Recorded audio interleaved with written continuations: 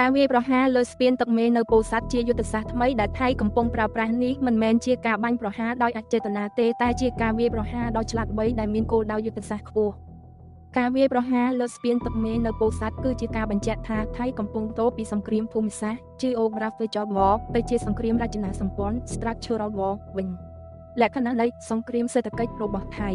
សង្គ្រាមសេដ្ឋកិច្ចនេះមានគោលដៅចម្បងពីរបង្កើនការចំណាយនិងកាត់បន្ថយសមត្ថភាពរបស់កម្ពុជាកាត់ផ្តាច់សរសៃឈាមនៅវេនកាវ៉ាអាថេក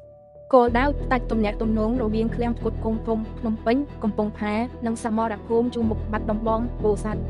ផលប៉ះពាល់ការដឹកជញ្ជូនរថយន្តយោធារថពាសដែកឬរថយន្តដឹកប្រេងត្រូវធ្វើដំណើរវាងផ្លូវឆ្ងាយជាងមុនធ្វើឲ្យចំណាយប្រេងកើនឡើង3ត្រេ4ដងនិងពេលវេលាដឹកជញ្ជូនយឺតយ៉ាវ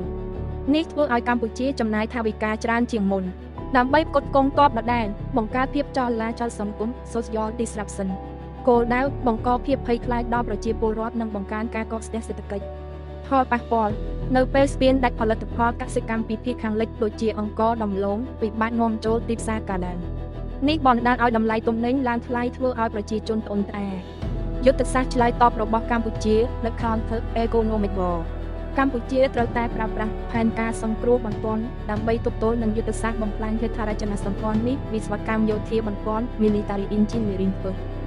ជំនួសឲ្យការរងចាំសង់ស្ពានអចិន្ត្រៃយ៍ដែលត្រូវការពេលយូរកម្ពុជាត្រូវបញ្ជូនកងវិស្វកម្មយោធាឲ្យដំឡើងស្ពានអណ្តែតទឹកពំពុំ Bridge ជាបន្ទាន់ក្នុងរយៈពេល48ម៉ោង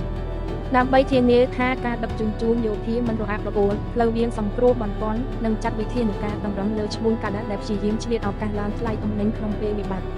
ការរក្សាស្ថិរភាពតម្លៃទីផ្សារគឺជាជ័យជំនះមួយផ្នែកក្នុងសង្គ្រាមសេដ្ឋកិច្ចការឆ្លើយតបផ្នែកការទូតនិងយោធាកម្ពុជាត្រូវប្រើប្រាស់ការបំផ្លាញស្ពាននេះជាភស្តុតាងថ្មីបង្ហាញទៅលោកត្រាំនិងUNថាថៃមិនគោរពបទឈប់បាញ់ទេហើយទាមទារឲ្យមានការដាក់ទណ្ឌកម្មសេដ្ឋកិច្ចភ្លាមៗត្រូវដាក់កាំភ្លើងធំការពារតំបន់ក្បែរហេដ្ឋារចនាសម្ព័ន្ធសំខាន់ស្ពានទំនប់ផ្លូវជាតិដើម្បីកុំឲ្យមានការវាយប្រហារបែបនេះទៀតឥឡូវនេះសង្គ្រាមលែងប្រយុទ្ធតែនៅជួរមុខហើយថៃកំពុងវាយខ្នងផ្ទះរបស់កម្ពុជាត្រូវតែឆ្លើយតបដោយការប្រើប្រាស់កម្លាំងវិស្វកម្មយោធាដើម្បីជួសជុលនិងការពារហេដ្ឋារចនាសម្ព័ន្ធសំខាន់ឲ្យបានលឿនជាងសត្រូវបំផ្លាញនេះជាការប្រកួតប្រជែងល្បឿននិងសមត្ថភាពរបស់រដ្ឋាភិបាលក្នុងការធានានិរន្តរភាពជាតិក្នុងពេលសង្គ្រាម